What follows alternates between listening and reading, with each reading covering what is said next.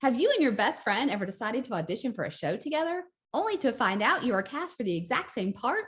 Hi, I'm Shelby Stricklin with Shelby Stricklin Team Remax Alliance. I got the honor and privilege of speaking with two cast members of Ars Nova presents The Light in the Piazza, opening this Friday at the VBC Playhouse. And this is one story and show you won't want to miss.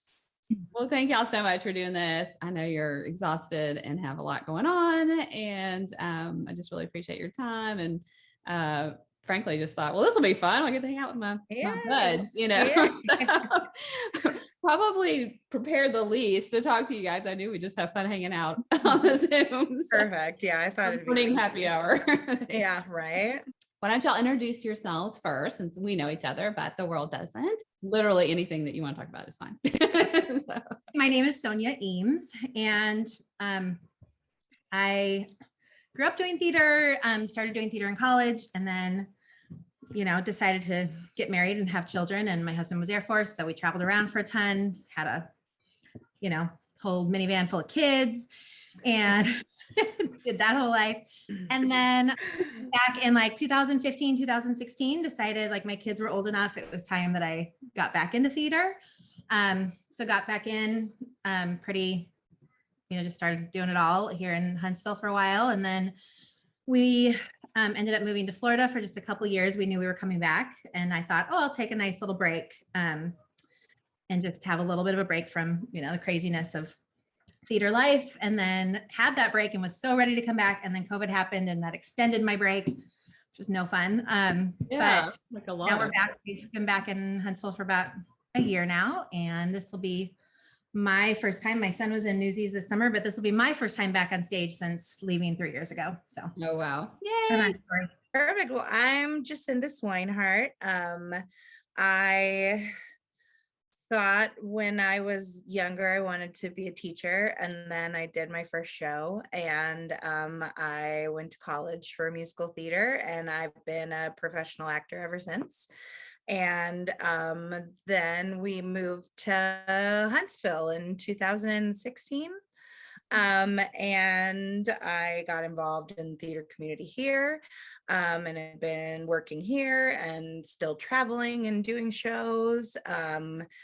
And let's see, COVID happened, but I thankfully got to do a sitcom with Sheepshed Entertainment in basically the middle of the pandemic.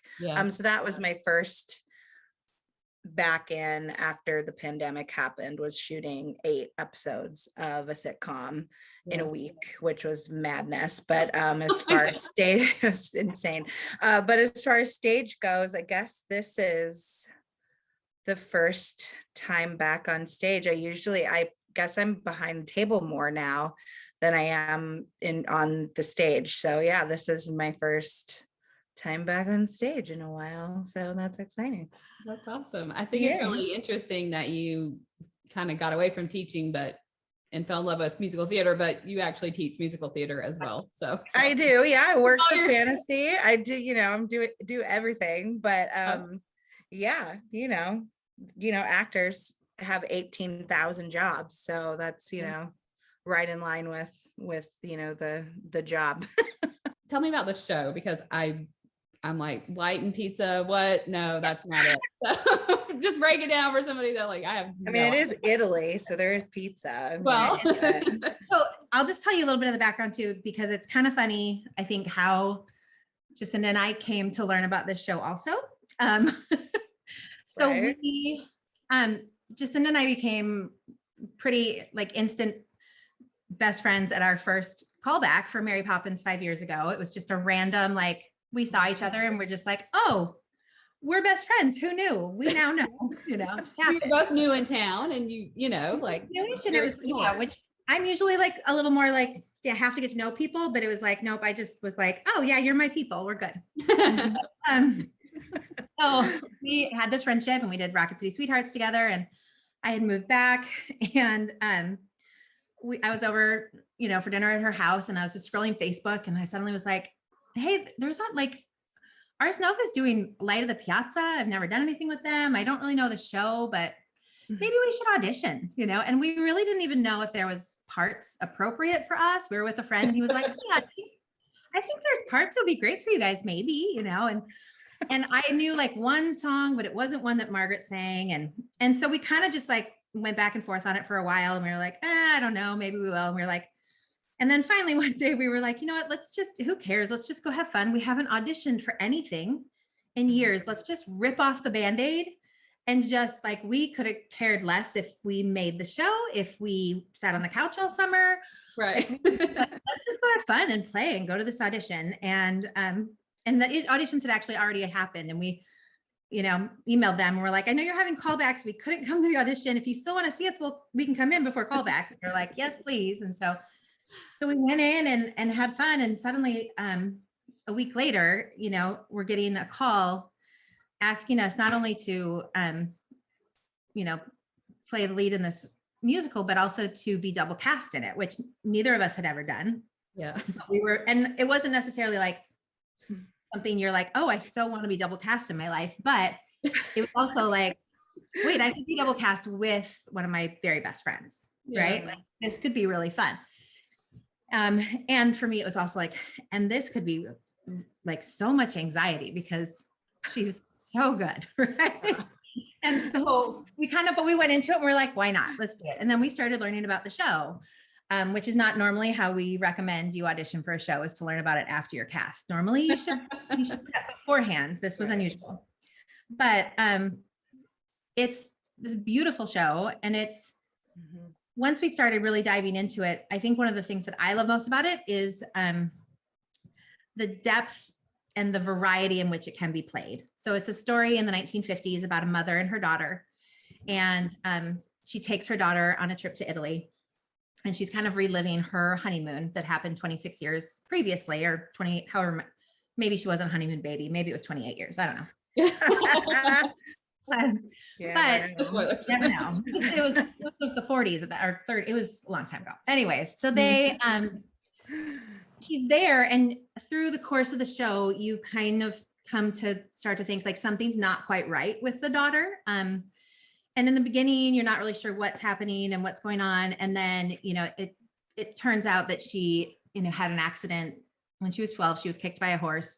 And basically the mother's been dealing with this guilt of feeling responsible for what's happened to her daughter. And back then the doctor said she wouldn't continue to develop emotionally, just physically.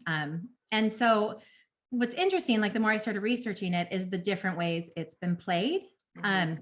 Because you really can play this with kind of like, Clara, the daughter, is just overprotected by her parents and she's really fine, but she's just been so sheltered. And you can also play it like, no, something's not quite right there. And then it adds in this whole kind of like dark element of like, okay, the mother's letting her fall in love with this Italian. And does, if she's only 12 years old, or if she's really young, like mentally, like, so it's, you go back and forth between there's just so many emotions of like, ooh, do I feel okay about this? Or am I happy for this? And kind of, I guess I would say like the whole big turnaround is Margaret learning that, regardless of who you are and what your circumstances are, that if you find someone, who knows you and sees you and accepts you for who you are, that you give it all you have and you love with everything you can and make the most of it, kind of thing. And about her kind of letting go of that control and giving that happiness to her daughter and maybe finding that for herself. You don't see it, but there's like a glimmer of hope or glimmer of whatever you want to make up, you can decide the end for yourself. Yeah. But yeah, it's like, you gave me a chill. I'm just do you want to add anything there? I talk forever. Sorry. No, you're wonderful. It really is a wonderful picture. it's a beautiful story. And what's great about having two Margarets and two Claras is that you get two very different interpretations of the show, which is it. I mean, it's so amazing getting to watch Sonia work up there, because my interpretation of Margaret is completely different than Sonia. So you get two different shows depending on which show you go to. It's really cool. It's a cool experience. That just makes me want to spend my whole weekend there. I mean, yeah, come on, let's go. So, okay. So I think it's kind of obvious now, but y'all are playing the same role, just different shows. Okay. And the daughters are also, you each have your own daughter, basically. We do. Okay. That's so crazy. And so was that just somebody's artistic choice, or was it like, okay, crap, COVID, maybe we need to have a backup plan here? Like, what do you? I don't think we have an official answer for that. I think that's Jerry's department. I don't know what happened at the casting table, but Yeah. we have 2 fabulous Margarets and 2 fabulous Claras, and I don't know what happened behind the scenes, Right. but it's great. Aesthetically, it works quite well when we all It stand up does. there. Yeah. We look Sonia's like got this tall, beautiful blonde Margaret, and I have a red-headed, curly-headed, short yeah. Clara. Now you have a Clara, that's who you have. That's But yeah, I mean, it works really well, so That's just, Yeah, I don't and know, I was it's really cool. yeah, it is. it's interesting because like we had talked a lot about like our roles and I think I even expected our interpretations of Margaret to be more different than they ended up being. Yeah, But it was almost like our Claras are so different that has dictated the relationships, if that makes it's sense. true. Yeah. Okay. To And then where like the love you're- interest, like her love interest, is he oh, the he's same amazing. person the whole time? So he's interacting with. He interacts with both Claras, okay. and so Kareem, who plays Fabrizio, is magical. Yeah. Just watching him do everything that he does on the stage is literally a gift to the audience. Like just watching him do anything that he does. And his interpretation with both Claras, depending on who he's acting with, is so beautiful and intricate, and it changes depending on the actress he's working with. He's So just appropriate. a genius. Like he's just brilliant. So I mean, he's So talented. spectacular. And I mean, listening to him sing, honestly, like some of the cast members, Demi who's playing Franca, Sam, so many of them, the Nacarelli family, like there's just so many incredible voices and incredible people to work with, and new people I haven't worked with in Huntsville before, that it's just, I mean, the only one I'd say we've both worked with is Bill Hubsher plays a little cameo as our husband, and he played my husband once before, but we love him. He's great. So yeah. Well, and John Elliott, y'all both did shows with John before. Yes, we know John well. Yes, he's our pre. Yes, he had a funny question for me to ask you, and honestly, it's a gosh. legit question. It is. Well, I'm it is. excited. He said,